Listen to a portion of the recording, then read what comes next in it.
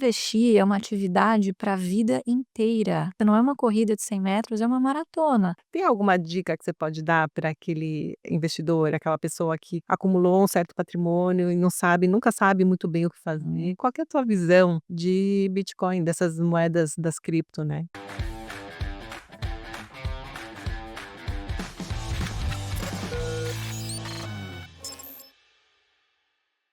Eu queria que você começasse contando um pouco da história do teu pai e do propósito de você ter criado a AGF. Ai, que legal.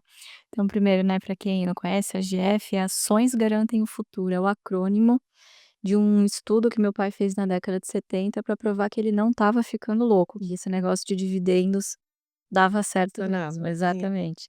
E dividendo também, para quem não sabe, ele é uma parcela do lucro das empresas que é dividida para os seus acionistas, né. Então ele na época fazia, tinha alguns trabalhos, mas um deles era como auditor, e ele era responsável por assinar os balanços e inclusive autorizar o pagamento dos dividendos aos controladores, né, que o contratavam.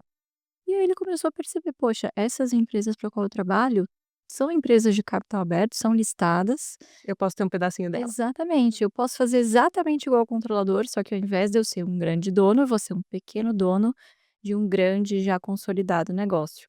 E aí ele, sempre muito analítico, sentou para fazer os cálculos e falou: "Olha, bate, por conta do juro composto. Se eu aportar, né, investir todos os meses em boas empresas, pegar esses dividendos e reinvestir, ao longo do tempo, eu vou ter ali uma carteira, eu vou ter, né, um patrimônio que vai me gerar renda suficiente para eu não depender de terceiros ou do governo, né". E aí ele começou isso na década de 70 e não parou mais. Já são quase 60 anos fazendo a mesma coisa e aí ele me fez o bichinho me picar também, né, das ações. E aí começou a investir para mim com 14 anos. 14 anos. É, comecei a investir com 14 anos, em 2008, e ele tem uma história muito bonita, né, ele filho de imigrantes, perdeu o pai com 1 ano de idade. De onde eram os pais dele? O meu avô era da Itália e a minha avó é espanhola. E aí ele perdeu o pai com 1 ano de idade e a minha avó se viu obrigada a ir morar num cortiço. Então ele dividia um quarto, sala e cozinha com outras famílias também de mães solteiras ou viúvas, né, então eles viviam de fato na à margem da sociedade, né, e Ele é filho único? ele é filho único. Então sempre foi o homem da casa desde muito pequeno, né, então foi engraxate, foi o primeiro ofício dele, foi aprendiz de alfaiate, né, e uma das condições que a minha avó colocou é o seguinte: "Ó, você trabalha, você me ajuda em casa, mas estudar é sua obrigação. Para você ser alguém na vida, diferente de mim, você vai estudar", né. Então tudo que ela fazia era para encontrar oportunidades para ele estudar e prosperar na vida, né. E ele conseguiu, então ela sempre foi muito linha dura em relação aos estudos, né. Ele se formou economista, técnico em contabilidade, advogado, e a ideia dele era sempre ter múltiplas fontes de renda, né. Então se não der certo aqui, eu vou por aqui e tal. Isso fazendo bicos como engraxate, com Exatamente, fazendo bicos, depois ele foi trabalhar num escritório de contabilidade, surgiu a oportunidade de ser auditor, foi ser professor, foi editor, de economia de um grande jornal. Então, todas as oportunidades que ele via, ele agarrava, né, ele já era pai de 4 filhos, depois acabaram se separando, enfim. Então ele sempre teve essa vontade de vencer, sabe, ele nunca se sentiu uma vítima das circunstâncias ou do que estava acontecendo com ele. A minha avó sempre foi uma pessoa que falou: "Não, olha pra trás, olha pra frente", né. muito parecido com a história do meu pai. Pois é. Muito parecida, também ele para ele não existia olhar para trás, só Uhum. existia o caminho, não tinha outra alternativa, ele não imaginava. Também ficou órfão muito cedo, não com 1 aninho, mas com 12 anos, Nossa. uma família de 8 irmãos e também Uhum. teve que se virar para É. fazer bicos para sustentar a família, né, e Uhum. para se sustentar, mas diferente do teu pai, ele não teve educação. É. O teu pai, ele fez você e os teus irmãos estudarem, ele era bem rígido em relação a estudos Muito, também? muito rígido, inclusive, eu sempre fui meio nerdzinha, tal, nunca fui dos esportes, eu sempre fui estava sempre enfiada em algum livro, em assistindo algum filme, alguma coisa, sempre gostei muito. E ele sempre me tratou com muita independência e, assim, a minha mãe sempre: "Imagina, é uma menina, é uma criança". "Não, não, não, ela tem que entender o valor das coisas, né, que as coisas não caem do céu, o dinheiro não nasce em árvore". Então ele falava comigo como se eu fosse um adulto e falava palavras difíceis, eu: "O que que é isso?". "Vai procurar no dicionário". Vai aprender. Vai aprender, vai, né, então ele sempre me instigou a querer ter as minhas próprias conquistas, né. E ao mesmo tempo ele foi muito sábio também, e eu acho que essa é uma grande dificuldade de pais hoje, né, que principalmente que tem negócios que querem levar, né, enfim, para frente um negócio familiar, é justamente como você levar isso com naturalidade, sem aquela obrigação do herdeiro, do sucessor continuar no negócio, né. Então ele me fez, eu me apaixonei pelo que eu faço hoje, né, então, é muito gratificante você ter uma família, ter um suporte ali que te mostra o caminho, né. E sou boa nisso, gosto disso e espero levar também para as próximas gerações essa paixão pelas ações. Tem alguma dica que você pode dar para aquele, investidor, aquela pessoa que acumulou um certo patrimônio e não sabe nunca sabe muito bem o que fazer? Uhum, O que que você aconselharia? uhum. Olha, acho que são inúmeros os erros que geralmente as pessoas cometem, mas o que elas devem evitar são aqueles erros que tiram ela do jogo definitivamente, né. Então, investir é uma atividade para a vida inteira. É meio que uma questão de sobrevivência, não é uma corrida de 100 metros, é uma maratona. Então você precisa se educar não só no que você investe, mas quais são os objetivos que você tem, né? É de fato sentar e ter um planejamento, né? Então, muitas vezes as pessoas às vezes guardam uma graninha e falam, bom, o que que tá bom agora? Não, não é o que que tá bom, o que tá rendendo melhor agora, é separe em caixinhas. Isso aqui é do curto prazo? Poxa, é minha reserva de emergência, eu não posso arriscar com esse dinheiro. Então eu vou fazer produtos de renda fixa, com liquidez, ou seja, que eu tenha previsibilidade, né, de quanto eu vou ter amanhã, que eu possa sacar, que isso possa virar dinheiro rápido. Médio prazo é construção de sonhos. Quero comprar uma casa, né, quero comprar um carro, quero viajar. Aí você também coloca na renda fixa, mas em produtos que rendam um pouquinho mais, mas que tem uma certa carência, né. E a terceira caixinha, que é a caixinha do longo prazo, porque aí sim você tem uma segurança maior de que esse recurso é de fato para um horizonte maior. Querendo ou não, a renda variável ela tem outros riscos que a renda fixa não tem, que é justamente você ver essa oscilação de patrimônio, né. Exige um estudo, um preparo psicológico inclusive, de você saber a quem você está se associando, você ter uma estratégia correta. Então eu acho que a dica número um que eu daria é: não faça tudo de uma vez, não mergulha. Ninguém mergulha numa piscina sem saber a profundidade, né, de cabeça pelo menos. Então É. coloca o dedinho, depois você vai entrando né, vai se acostumando com a temperatura da água e quando você vê, você vai ter um recurso ali alocado de forma que te atenda, que atenda os seus objetivos e da sua família, né. Então, renda variável, só se você já tiver essas 2 caixinhas preenchidas e tiver muita certeza de que aquele dinheiro é de fato para o seu futuro financeiro, porque aí você evita vários outros erros, né, como vender uma ação por desespero, ou colocar um recurso que era para especular e você vai precisar dele amanhã, né. Então, ser muito ganancioso além do que, né, você deveria. Então Porque são o que erros todo muito mundo comuns. espera é ficar rico do dia para noite, né. Não, eu queria saber qual que é a tua visão de Bitcoin, dessas moedas das cripto, né. É. Eu acho que como o mercado é algo que vai se desenvolver muito ainda, né, tem bastante chão inclusive para campo regulatório, e tal. Uma das coisas que me preocupa muito, sendo bem honesta, é que grande parte das pessoas que investem nisso, muitas vezes estão pela onda, não estão sabendo muito bem o que estão fazendo, sabe assim? Então é meio que, se a festa acontecer, eu vou pelo menos querer garantir o meu ingresso, sabe assim? Eu não tenho nada contra, eu não tenho particularmente, Não tem. mas eu acho que é um caminho sem volta, eu acho que a gente deve caminhar cada vez mais para isso. Como eu tenho empresas, se esse for o futuro, quem sabe um dia eu não recebo os meus dividendos em criptomoedas, né? Sim, verdade. Então, De algum jeito você vai participar. de algum jeito, eu acho que se esse for de fato o futuro, eu vou estar por lá, né. Por enquanto, não tô, acho que não tem muito a ver com a forma com que a gente investe, porque, se eu tô ali numa empresa, eu sei o quanto ela vale, que é baseado no quanto ela gera de fluxo de caixa, né. Em criptomoedas você não tem muito dessa visibilidade, né, é muito mais uma coisa de futuro, enfim. Então eu prefiro ficar de fora. Se algum dia for para ter, Vai terei via dividendos. Eu, sendo bem honesta, eu cresci no interior, sou de São Paulo, mas cresci no interior, e eu, antes de voltar para São Paulo na faculdade, eu não entendia a magnitude do que o meu pai significava para o mercado. Talvez porque ações, mercado de capitais era uma coisa muito nichada, muito restrita a um grupo pequeno de pessoas, né. Aqui em São Paulo, Faria Lima, mercado financeiro, né, então Não era como a gente tem hoje centenas de bons conteúdos gratuitos por aí, falando sobre o tema, né, então era de fato para poucos, né. E aí eu na faculdade acabei descobrindo por ocasião, eu passei na frente de uma banca de jornal e eu vi meu pai na capa de uma revista, a revista Exame, maio de 2012, nunca vou esquecer. Olha, Ele lá na capa, tal, as maiores fortunas da bolsa, e eu fiquei incrédula. pai mesmo? "Pai, é você?" Comprei a revista, levei pra casa, perguntei, aí ele deu aquela risadinha, ele falou: "Filha, a gente que tem patrimônio em renda variável, não pode ficar se dando ao luxo de falar que é isso, que é aquilo, porque hoje eu sou bilionário, amanhã eu posso não ser mais, as ações caem, o patrimônio varia, o que importa é a renda, né".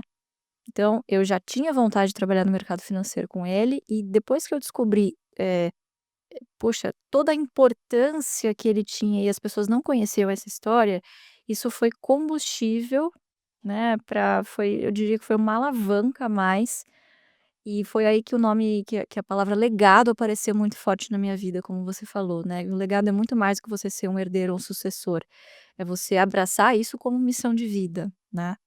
E, poxa, quantas pessoas não pagariam para sentar um dia do lado do meu pai e aprender uma coisinha sequer, né. E você tem essa E eu oportunidade tenho essa todos os oportunidade dias. todos os dias, a gente fala de ações no café da manhã, no almoço, no jantar, e eu falei: "Bom, é isso, e como que eu faço para as pessoas descobrirem a história dele?", porque antes de se apaixonarem pelas ações, elas vão admirar a história da pessoa primeiro, né, os resultados, o que ela construiu, como, enfim.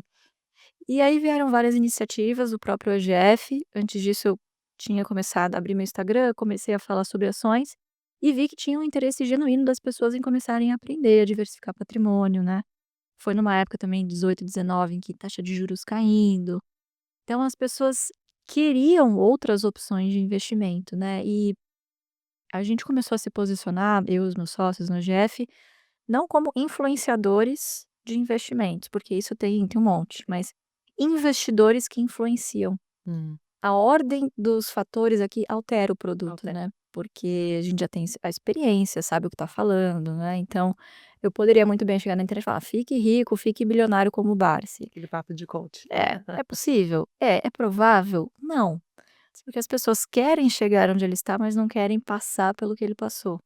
A disciplina, a paciência, né, então todo o nosso conteúdo ele é muito educacional, ele é voltado para a carteira previdenciária. O que que é isso? É muito do que o americano faz, né, tem essa cultura do investimento de você poupa um pouquinho no final do mês, Mais constante. constantemente, nem que seja 50, R$ 100, mas você sabe que isso ao longo do tempo, com aquilo que eu disse dos juros compostos, né, juros sobre juros, em 20, 30 anos você tem uma belíssima aposentadoria para que você não precise depender, lá não tem INSS, mas para que você não precise depender ou trabalhar o resto da vida, né. O próprio Warren Buffett fala que se você não encontrar um jeito de ganhar dinheiro enquanto dorme, você vai morrer trabalhando, né.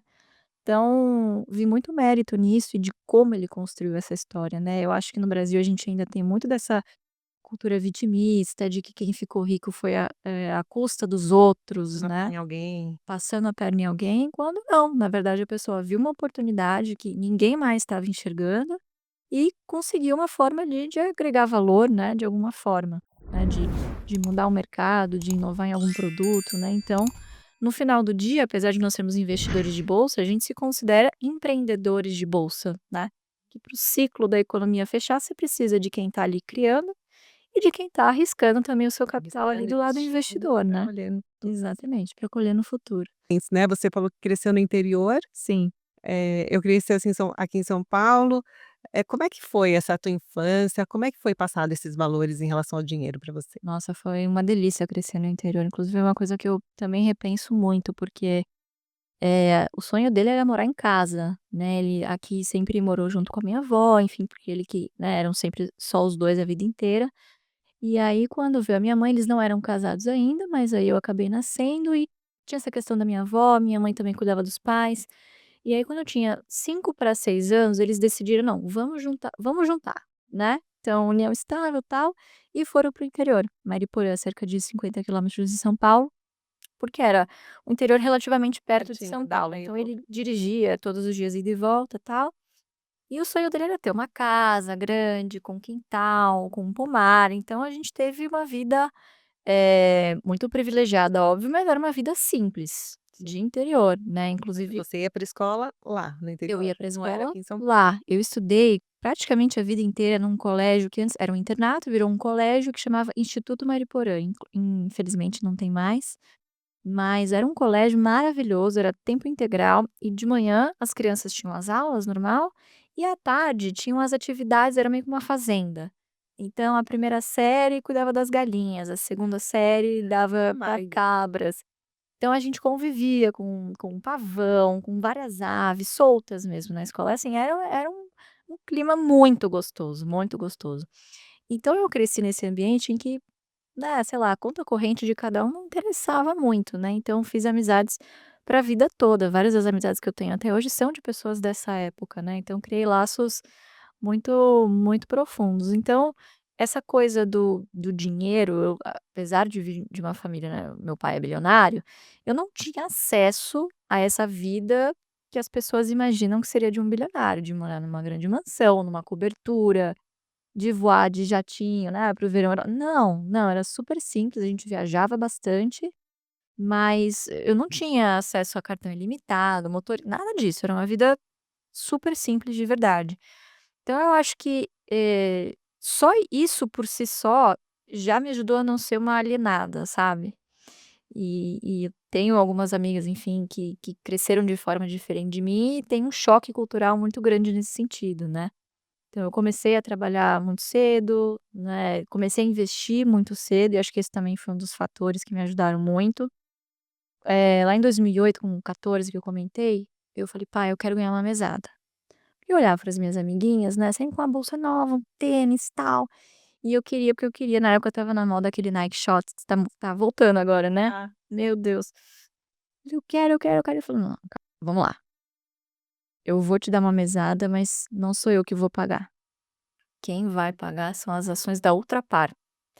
Então ele me deu "X" ações da Ultrapar, que equivalia a R$ 300 de dividendo por mês, mais ou menos. E aí ele me entregava esse dinheiro e eu decidia ali, a gente decidia em conjunto, né, ele meio que: "Ah, vamos investir e tal", se eu queria gastar essa grana ou se eu queria reinvestir, porque ele me explicava: "Olha, se você reinvestir e comprar mais ações com esse dinheiro, no mês que vem, quando ela anunciar dividendo de novo, não vai ser mais 300, é 301, depois é 302,50, 305, e esse montante vai crescendo ao longo do tempo", pronto. O bichinho me picou. isso que é educação financeira. Na prática, né, então a gente sempre teve orçamento em casa, por exemplo, eu não ganhava todos os brinquedos que eu queria a qualquer hora. Eu tinha lá um orçamento, vai, vamos supor, R$ 50, a gente ia na loja, eu tinha R$ 50 no Natal, no meu aniversário e no Dia das Crianças, né. Eu lembro inclusive no prefácio da biografia dele, eu escrevi sobre esse episódio que me marcou muito. Eu tinha 5 para 6 anos e eu queria uma bicicleta. Aí meu pai: "Mas filha, a bicicleta custa mais do que o papai falou que você podia gastar para escolher o seu presente". Aí ele falou: "Mas vamos fazer o seguinte, eu vou te ajudar". Aí ele me deu um baú todo envernizado, assim, uma graça, escrito meu nome, cheio de figurinhas, com várias moedinhas de 25 centavos, dourado, né. Então eu falei: "Nossa, é o tesouro do pirata", eu fiquei louca com aquilo. R$ 50 em moedinha de 25 centavos. E ele falou: "Se você guardar esse dinheiro, o do Natal, que todo mundo vai te dar para você, no ano que vem, no seu próximo aniversário, você vai ter juntado dinheiro para comprar a bicicleta". Então, assim, daquele dia em diante, a missão da minha vida era juntar dinheiro para Uhum. comprar bicicleta. Então, qualquer coisa que minha avó: "Vó, quer que eu carregue as compras? Ó, R$ 5, hein, não sei o quê". Então eu acho que estimular essa coisa da conquista, da espera, da paciência, de não dar tudo o que eu queria naquele instante, acho que foram também aprendizados que hoje olhando para trás, né, Sim. foram coisas importantes que me marcaram muito. Então eram vários episódios.